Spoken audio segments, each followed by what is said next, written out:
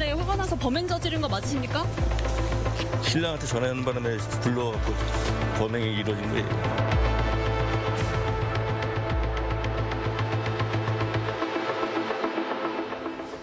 네, 매주 금요일 이번 한 주 사회적 파장을 일으켰던 사건의 이슈 자세히 파헤쳐봅니다. 사건의 해부 시간입니다.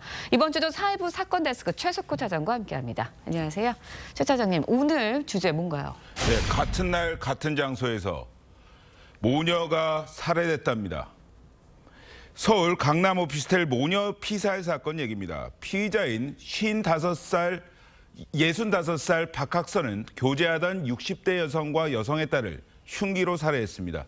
조금 전인 오전 7시 40분 구속 상태로 검찰에 넘겨졌는데 뭐라고 했는지부터 들어보겠습니다. 이별 통보 듣고 범행하셨습니까? 딸한테는 왜 범행하신 건가요? 흉기는 왜 다른 곳에 버리셨어요? 피해자분들한테 하신 말씀 있으십니까? 피해자 가족이 교제 반대해서 범행하셨나요? 범행 계획 없이 피해자 찾아가신 거 맞으세요? 네, 모녀가 흉기로 잔혹하게 살해된 사건인데 왜 그런 겁니까? 네, 교제살인, 이별살인입니다. 사건은 지난달 30일 저녁 6시 50분 서울 대치동의 한 오피스텔에서 발생했습니다.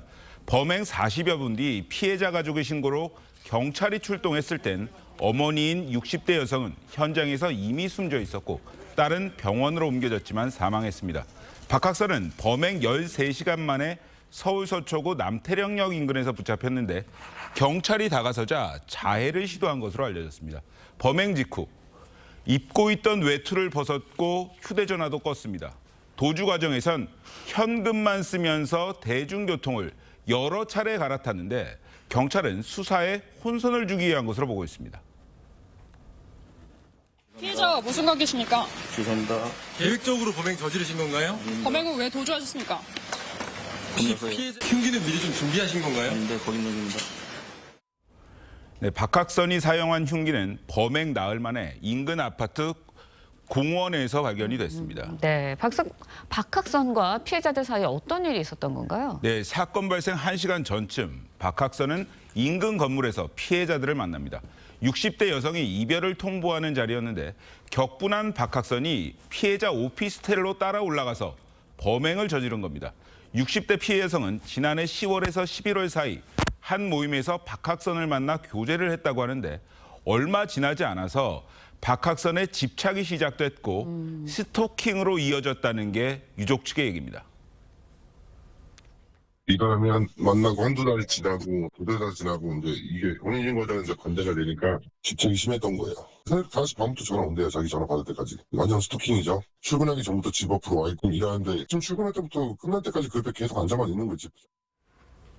네, 2명이나 숨졌습니다. 그야말로 좀 참극이지 않나라는 생각이 드는데 피할 수 있는 방법은 없었나요? 네, 박학선 오피스텔에 있던 흉기로 범행을 저질렀습니다.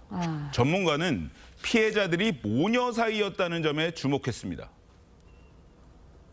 그 집에 여러 번 방문했었던 거잖아요. 지금 이 남자가. 흉기는 어디 있는지 알고 모녀 관계이기 때문에 희생이 날 수가 있죠. 모녀는 서로 구하기 위해서 달라붙어서 뜯어 말릴 거잖아요. 그러니까 더 치명상을 입기가 쉽겠죠.